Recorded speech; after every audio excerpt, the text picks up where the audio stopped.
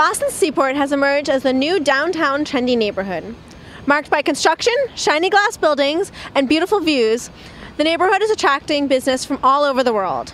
Amazon announced today that they'll be opening new offices downtown here.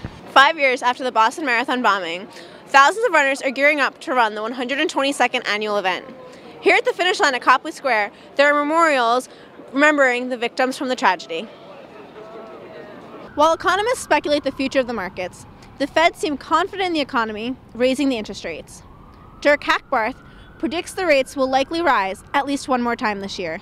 Chefs need to alter their menus to be allergy-friendly and avoid cross-contamination. At the fireplace, servers are given graded quizzes on the different allergens in the dishes. Servers get 2 tries to take the quiz, and if they don't pass, they lose a shift. Former Massachusetts State Senate President Stanley C. Rosenberg announced his resignation this week. The resignation comes after an investigation found that Rosenberg gave his husband, Brian Hefner, unrestricted free access to the state Senate. This is the first official broadcast out of our new studio on the 3rd floor of the College of Communications here at Boston University. A year and a half later, we are now here in this new studio, and I couldn't be more relieved.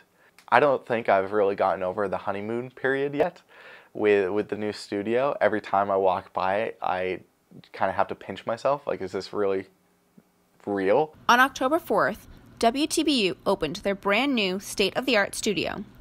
The process was long and tiring, but has given those involved a reason to look back into their station's past. I'd really like to take a course in radio journalism and for news reporting. And he said, absolutely not. Because a woman's voice will never carry enough authority to deliver the news.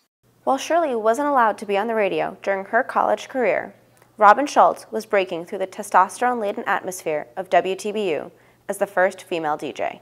It's very different in 1969 than it is now. It was before the age of digital, before the age of real computers, and it was, but it was a lot of fun. There was a real spirit of camaraderie at the station, and a lot of kibitzing, and nobody took it too seriously, because in those days it was just a little teeny tiny AM station, and the only place that you could get it was in the dorm. Today, WTBU broadcasts worldwide through its website and app.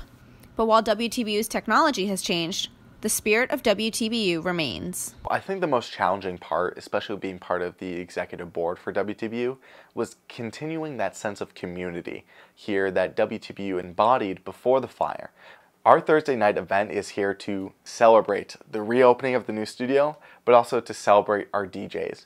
For BUTV News, I'm Erika Matera Banoun. I hated who I was. I hated who I was becoming. The recent rate of increase in opioid-related deaths in Massachusetts is several times higher than anything previously seen in the state. Like, every time I woke up every morning while I was using, like, the first thought that came into my head was like, okay, if I didn't have drugs on me, like, how am I going to get money to get high? And if I do have money, like, how can I get them, like, immediately? Drug overdoses, particularly those with opioids, are the leading cause of accidental death in the United States. Last year alone, opioids were linked to 2,069 deaths in Massachusetts. I'm not caring about going to prison. I'm not caring about dying. Like, I'm only concerned with withdrawal. My solution to dealing with any of life's issues at that point was to pick up and self-medicate. I was just like on like death's doorstep, and I didn't care. In Massachusetts, opioid was connected to 4 times more deaths in 2015 than in 2000. She used to say, like, look how proud that woman is of her daughter. I just want to be proud of you. And like, it's still, when my mother tells me, like, I'm so proud of you, I get so emotional because I remember her saying it all the time. The epidemic is not confined to New England. President Trump called it a national emergency. For BUTV 10, I'm Erika Matera Banoun. Then-candidate Donald Trump reportedly didn't dismiss the idea of arranging a meeting with Russian President Putin when campaign foreign policy advisor George Papadopoulos suggested it in March 2016. CNN is reporting that a witness said Trump didn't say yes or no to the idea. In the September preliminary election, Walsh took 63% of the votes, and this week, a Boston Globe poll showed the mayor still commands a 35 percentage point lead over the city councilor. After surviving last month's massacre in Las Vegas, a California couple died weeks later in a car crash. Dennis and Lorraine Carver were driving near their home just before 11 p.m. on October 16th when their car went off the roadway on a curve. The car crashed into 2 brick pillars and exploded into flames. The 2 were pronounced dead at the scene. Their daughters said that after the massacre, the couple seemed deeper in love. And I'm Erika Matera Banoun. Thanks for watching and have a great day.